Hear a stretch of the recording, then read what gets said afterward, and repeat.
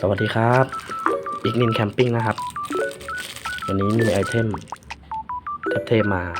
แนะนำนะครับเป็นยางลิ้นลมนะครับนี่สำหรับตะเกียงเจ้าพายุนะนี่ครับเป็นยางลิ้นลมยี่ห้อลุงโจ้นะครับนี่ครับใครที่มีปัญหานะทำลิ้นลมไม่จบสักทีนะถอดเข้าถอดออกนะครับลองหาตัวนี้มาใช้ดูครับ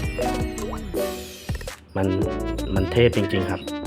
ก็เลยเอาของดีๆมาแนะนำนะครับ